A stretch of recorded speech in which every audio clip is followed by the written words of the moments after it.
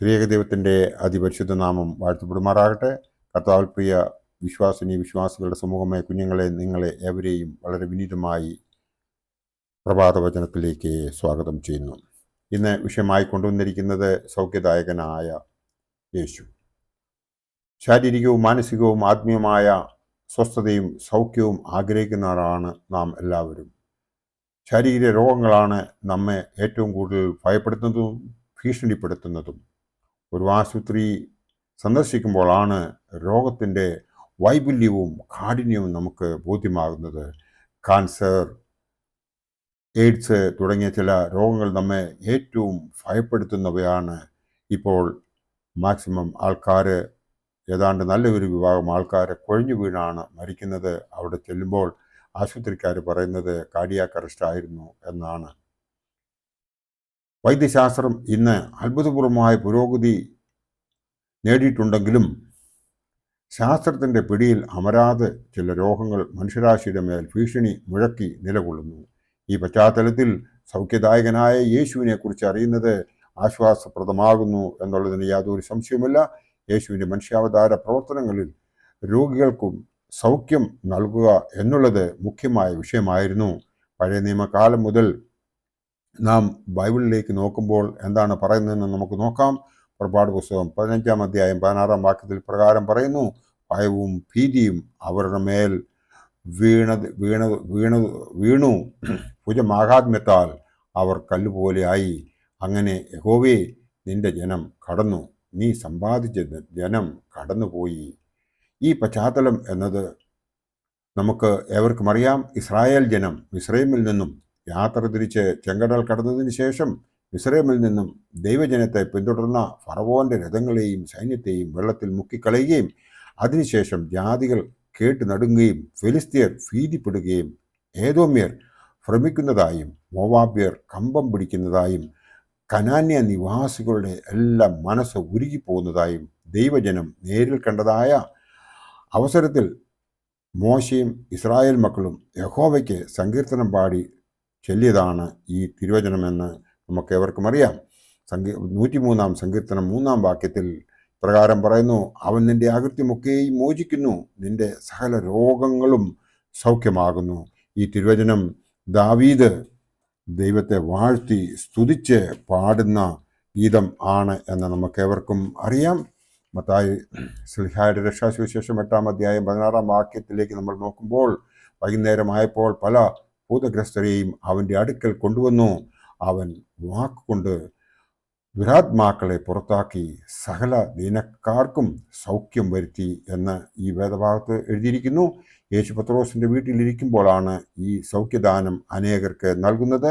യഹോവ മനുഷ്യനെ സൃഷ്ടിച്ചപ്പോൾ അവന് രോഗങ്ങളും കഷ്ടങ്ങളും കൊടുക്കാനുള്ള പദ്ധതി ഉണ്ടായിരുന്നില്ല. എന്നാൽ മനുഷ്യൻ തനിക്ക് കിട്ടിയതായ കൃപാവരങ്ങൾ മറന്ന് അവൻ തെറ്റിലേക്ക് വീണതിൻ്റെ ഫലമായി അവന് ശാപം കിട്ടി. ഹവ്വ സാത്താനാൽ വഞ്ചിക്കപ്പെട്ട് എന്താണ് സംഭവിച്ചതെന്ന് നമുക്ക് ഏവർക്കും അറിയാം. ഉൽപ്പത്തി പുസ്തകം 3-ാം അധ്യായം 16-ാം വാക്യം മുതൽ 19 വരെയുള്ള വാക്യം നാം വായിക്കുമ്പോൾ നമുക്ക് ഇത് മനസ്സിലാകും. സ്ത്രീയോട് കൽപ്പിച്ചത്, ഞാൻ നിനക്ക് കഷ്ടവും ഗർഭധാരണവും ഏറ്റവും വർദ്ധിപ്പിക്കും, നീ വേദനയോടെ മക്കളെ പ്രസവിക്കും, നിന്റെ ആഗ്രഹം നിന്റെ ഭർത്താവിനോട് ആകും, അവൻ നിന്നെ ഭരിക്കും. മനുഷ്യനോട് കൽപ്പിച്ചതോ, നീ നിന്റെ ഭാര്യയുടെ വാക്ക് അനുസരിക്കുകയും തിന്നരുതെന്ന് ഞാൻ കൽപ്പിച്ച വൃക്ഷത്തിൽ നിന്ന് തിന്നുകയും ചെയ്തതുകൊണ്ട് നിന്റെ നിമിത്തം ഭൂമി ശമിക്കപ്പെട്ടിരിക്കുന്നു. നിന്റെ ആയുഷ്കാലമൊക്കെയും നീ കഷ്ടതയോടെ അതിൽ നിന്നും അഹോവൃത്തി കഴിക്കും. മുള്ളും പറക്കാരിയും നിനക്ക് അതിൽ നിന്നും മുളയ്ക്കും, വയലിലെ സസ്യം നിനക്ക് ആഹാരമാകും. നിലത്തു നിന്ന് നിന്നെ എടുത്തിരിക്കുന്നു, അതിൽ തിരികെ ചേരുവോളം മുഖത്തെ വിയർപ്പോടെ നീ ഉപജീവനം കഴിക്കും. നീ പൊടിയാകുന്നു, പൊടിയിൽ തിരികെ ചേരും എന്ന് ഈ വേദവാക്യത്തിൽ നമ്മൾ വായിച്ച് മനസ്സിലാക്കുന്നു. നാം ശപിക്കപ്പെട്ടു, മരണം അനിവാര്യമായി. ഈ ലോകത്തിൽ നിന്നും കടന്നു പോകണമെങ്കിൽ എന്തെങ്കിലും അസുഖം ഉണ്ടായേ മതിയാവൂ. അത് നാം മനസ്സിലാക്കണം. ചിലർ ഒരു തെറ്റും ചെയ്യാഞ്ഞിട്ടും മാരകമായ അസുഖങ്ങൾക്ക് ഇരയാകുന്നു. അത് ദൈവനിശ്ചയം തന്നെയെന്ന് നാം അറിയണം. ഈ പശ്ചാത്തലത്തിൽ യേശുവിൻ്റെ പരസ്യ ശുശ്രൂഷ നാം വിലയിരുത്തണം. അവിടെ 3 കാര്യങ്ങളാണ് തൻ്റെ ശുശ്രൂഷയിൽ ഉൾക്കൊണ്ടിരുന്നത്. ഒന്നാമത്തേത് പ്രഘോഷണം, രണ്ടാമത്തേത് പ്രബോധനം, മൂന്നാമത്തേത് സൗഖ്യദാനം, പ്രീച്ചിങ്, ടീച്ചിങ് ആൻഡ് ഹീലിംഗ്. മത്തായി ശ്ലീഹ എഴുതിയ രക്ഷാസുവിശേഷം 4-ാം അധ്യായം 23-ാം വാക്യത്തിൽ ഇപ്രകാരം പറയുന്നു: പിന്നെ യേശു ഗലീലയൊക്കെയും ചുറ്റി സഞ്ചരിച്ചുകൊണ്ട് അവരുടെ പള്ളികളിൽ ഉപദേശിക്കുകയും രാജ്യത്തിൻ്റെ സുവിശേഷം പ്രസംഗിക്കുകയും ജനത്തിലുള്ള സകല ദീനത്തെയും വ്യാധിയെയും സൗഖ്യമാക്കുകയും ചെയ്തു എന്ന് ഈ വേദഭാഗം ഇവിടെ പറയുന്നു. യേശു ക്രിസ്തു 12 70 അറിയിപ്പുകാരെയും പോഷിതവൃഷ്ടിക്കായി അയച്ചപ്പോൾ നൽകിയ ദൗത്യം വളരെ പ്രധാനമായിരുന്നു എന്ന് നമുക്ക് മനസ്സിലാക്കുവാൻ സാധിക്കും. ഈ 3 കാര്യങ്ങൾ, അതായത് കർത്താവായ യേശു ക്രിസ്തു ചെയ്തത് നമ്മൾ മനസ്സിരുത്തി യേശു ക്രിസ്തുവിൻ്റെ പ്രവൃത്തിയെ നോക്കുകയാണെങ്കിൽ നമുക്ക് ഒരു കാര്യം മനസ്സിലാക്കും. നമ്മളുടെ ജോലി, നമുക്ക് തന്നിരിക്കുന്നതായ ആ കൃപാവരങ്ങൾ അനുഭവിച്ചുകൊണ്ട് നമ്മളുടെ ദൗത്യങ്ങളിൽ തുടരുക എന്നുള്ളതാണ് നാം ഓരോരുത്തരും ചെയ്യേണ്ടത്. ദൈവം നമ്മളെ കാത്തുകൊള്ളുമെന്ന് വേണം നമുക്ക് വിചാരിക്കുവാൻ. ഇപ്പോഴത്തെ അസുഖങ്ങൾ ഉണ്ടാകുവാനുള്ള പ്രധാന കാരണങ്ങളെന്ന് പറയുന്നത് ഒന്ന് കുറ്റബോധമാണ്, രണ്ടത് മാനസിക സംഘർഷമാണ്, മൂന്നാമത്തേത് ആകുലതയാണ്. ഈ 3 കാര്യങ്ങൾ നാം നമ്മുടെ ജീവിതത്തിൽ നിന്നും മാറ്റിവെക്കുകയാണെങ്കിൽ പല രോഗങ്ങളിൽ നിന്നും നമുക്ക് മുക്തി ലഭിക്കും. ഡോക്ടേഴ്സ് ജേർണൽ എന്ന കൃതിയിൽ നിന്നും വായിക്കാനിടയായ ഒരു കാര്യം ഞാൻ ഇവിടെ പറയുവാൻ ആഗ്രഹിക്കുന്നു.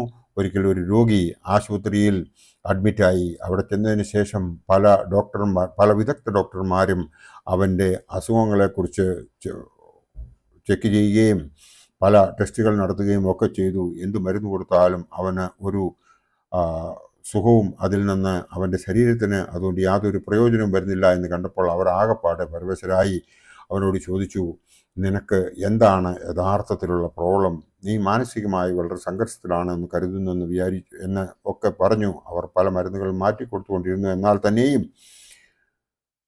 ഏതാനും ദിവസങ്ങൾ അങ്ങനെ കഴിഞ്ഞതിന് ശേഷം ഒരു ദിവസം രാവിലെ അവൻ പെട്ടെന്ന് മരുന്നുകളോട് പ്രതികരിക്കാൻ തുടങ്ങി. അപ്പോൾ ഡോക്ടേഴ്സൊക്കെ വളരെ അത്ഭുതത്തോടുകൂടി അവനോട് ചോദിച്ചു, എന്താണ് സംഭവിച്ചതെന്ന് ചോദിച്ചപ്പോൾ അവൻ പറഞ്ഞു, എൻ്റെ ഒരു സഹോദരൻ എന്നോട് മിണ്ടിയിട്ട് വർഷങ്ങളോളമായിരുന്നു. ഇന്നലെ അവൻ എൻ്റെ അടുത്ത് വന്നു. ഞങ്ങൾ തമ്മിൽ രമ്യതപ്പെട്ടു, കെട്ടിപ്പിടിച്ചു, സംസാരിച്ചു, സന്തോഷമായി, ഞങ്ങളുടെ പിണക്കങ്ങളൊക്കെ മാറ്റി എന്ന് പറഞ്ഞു. ഇവിടെ നാം മനസ്സിലാക്കേണ്ടത് അവൻ്റെ മാനസിക സംഘർഷം, അവൻ്റെ കുറ്റബോധം, അവൻ്റെ ആകുലതയാണ് അവന് രോഗത്തിൽ നിന്നും വിമുക്തി കിട്ടാതിരുന്നത്. എന്നാൽ ആ സഹോദരനുമായിട്ട് നിരപ്പായതിനു ശേഷം എല്ലാം ശരിയായതായി ഇവിടെ കാണുന്നു. അതുകൊണ്ട് നമുക്ക് മനസ്സിലാക്കേണ്ടതായ ഒരു കാര്യമുള്ളത്, രോഗസൗഖ്യത്തിന് നിദാനമായ 2 കാര്യങ്ങളാണ് ചൂണ്ടിക്കാണിക്കുന്നത് നമ്മുടെ പിതാക്കന്മാർ. ഒന്ന് വിശ്വാസം, 2 പ്രാർത്ഥന.